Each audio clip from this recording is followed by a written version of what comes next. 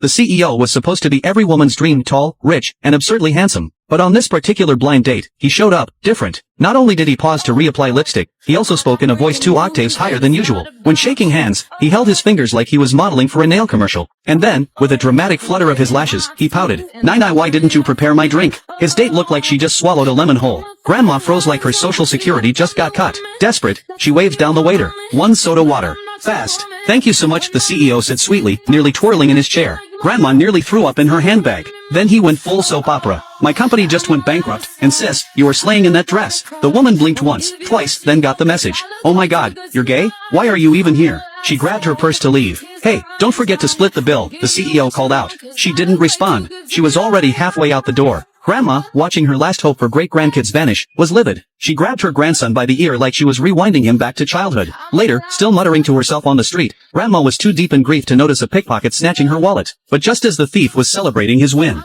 bam! A woman showed up out of nowhere, karate kicked the guy to the ground, and handed the wallet back like it was no big deal. Grandma looked up and gasped. She knew this woman. A few days earlier, Grandma had disguised herself as a janitor to sneak into her grandson's office. She ran into a shady guy harassing someone. When she tried to stop him, he tried to kick her out. Until this woman stepped in and literally pushed the man out of the elevator. Back then, Grandma thought, "This girl has guts. I want her as my granddaughter-in-law." Now here she was again, fate clearly at work. "So, are you have boyfriend?" Grandma asked, full of hope. "No boyfriend," the woman replied, "but I do have 2 kids." Grandma's eyes lit up like a casino jackpot. Perfect. 2 great grandkids ready to go. The woman, overwhelmed by Grandma's matchmaking energy, agreed to meet the grandson. What she didn't know was, he was the same man she'd met by chance years ago. And the CEO? He wasn't dodging blind dates for no reason. He'd never forgotten her. But after days of Grandma's guilt tripping, he gave in. "This is the last one," Grandma swore. "You're gonna love her." Curious, he agreed, but not without mischief. He changed into a food delivery uniform and zoomed off on an e-bike, while Grandma chased him down the street like a full-time parole officer. Meanwhile, the woman was chatting with her adorable twins. The CEO crashed his e-bike 5 minutes in. The woman rushed over, helped him up, and introduced herself. "I'm just a delivery guy," he grumbled, still playing his part, barely making ends meet. She smiled.